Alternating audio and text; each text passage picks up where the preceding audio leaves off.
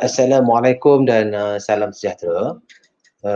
Terlebih dahulu saya ingin memperkenalkan diri saya ya. Saya Muhammad Sufian bin Muhammad daripada Kolej Vocasional Kelang. Pada pagi ini saya ingin menerangkan tentang gambar rajah ya. Gambar rajah berkaitan tentang schematic proses EDM die sinking. Okey, terlebih dahulu saya ingin menerangkan komponen utama alatan EDM die sinking.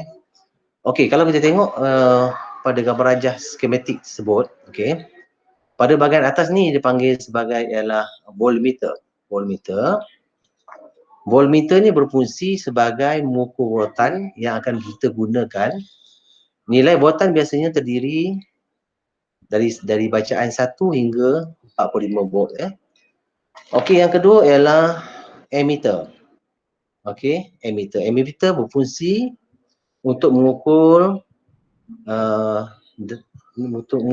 dan juga mengalir pada mesin. Okey, nilai ampere lebih tinggi iaitu di antara 5 hingga 60 ampere ataupun lebih. Okey, yang seterusnya ialah DC pulse generator. Okey, DC pulse generator ni berfungsi untuk mengawal kadar pengulangan nadi ataupun frekuensi dan tahap voltan tinggi dan rendah nadi yang berlaku dalam bejana. Seterusnya ialah servo controller feed.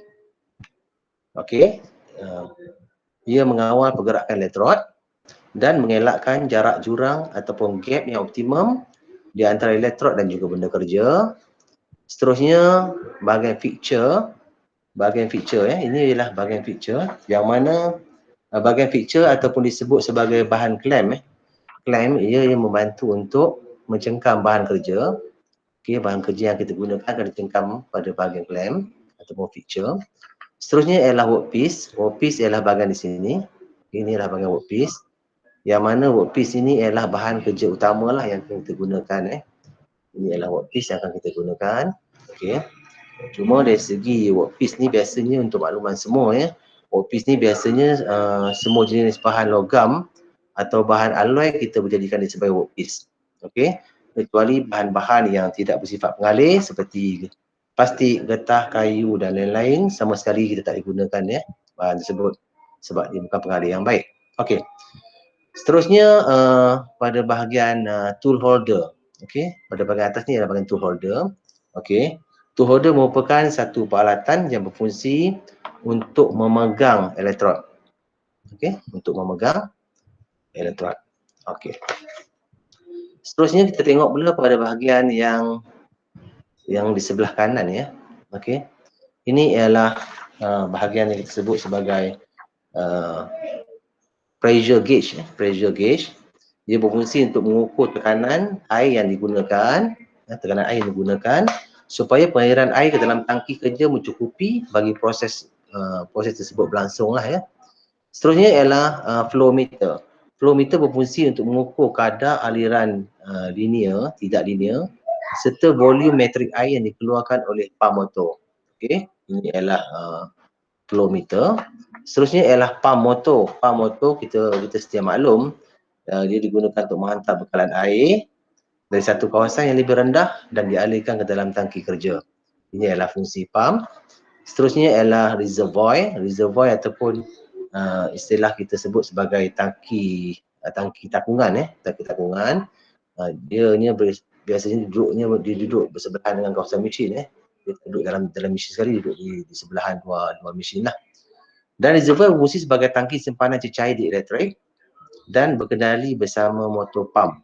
Okey, dia berkendali bersama motor pump. Dan yang terakhir sekali ialah filter. Ini ialah filter. Filter ialah bahan penapis yang akan kita gunakan untuk menapis dan juga memerangkap bahan hakisan atau partikel yang terhasil semasa proses kitaran di elektrik. Berlaku proses kitaran elektrik, jadi segala-gala habuk-habuk besi atau partikel yang tidak diperlukan dalam proses tersebut dia akan difilterkan dulu di sini.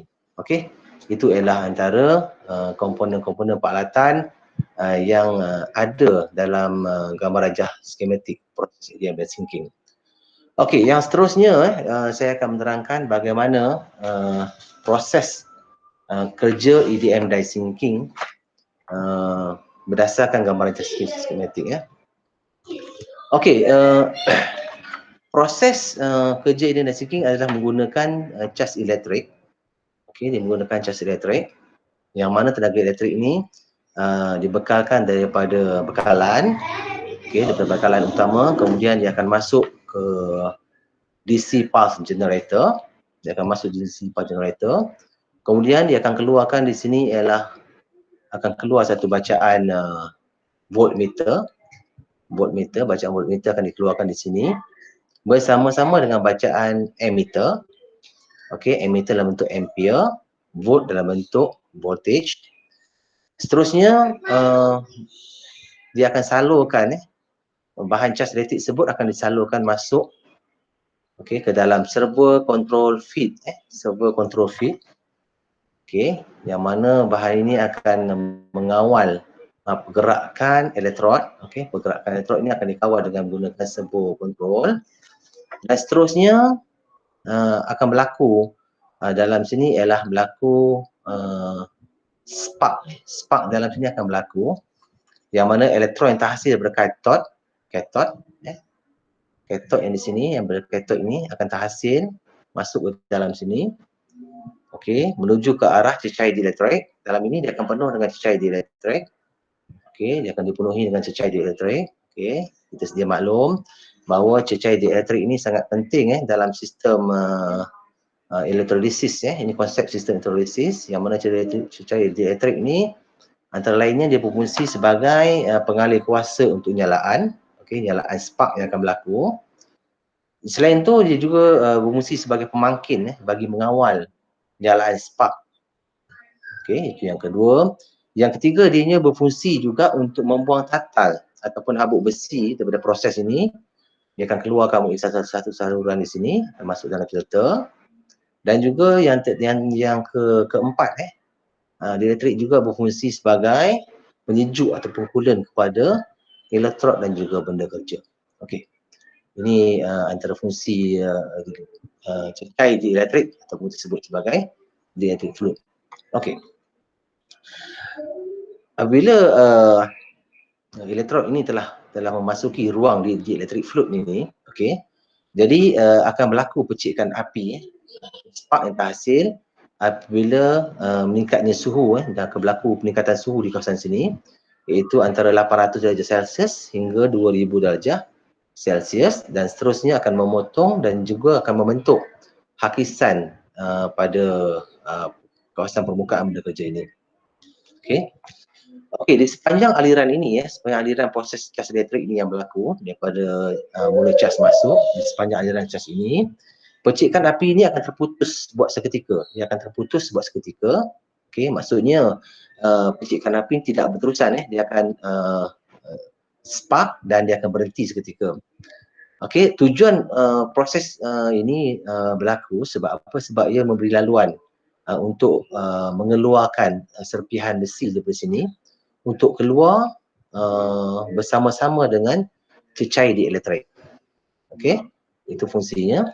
Dan sebut ini akan dialihkan bersama cecair elektrik sebelum dimasukkan dalam filter. Jadi tidak ada masalah. Maksudnya habuk besi akan terperangkap dalam filter je. Kemudian dia akan terus memasuki reservoir tangki simpanan ini. Masuk ke tangki simpanan ini. Apabila telah difilter, jadi air yang keluar dari filter ini adalah air yang bersih, cecair elektrik yang dah bersih. Kemudian dia akan pump semula. Seterusnya dia akan masuk balik semula ke dalam tangki elektrolisis ini. Dan proses ini akan berkitaran di sini sehinggalah projek ini dapat disiapkan. Itu antara gambaran bagaimana proses kendalian yang berlaku di dalam proses EDM die sinking. Itu saja daripada saya. Sekian. Assalamualaikum warahmatullahi taala wabarakatuh.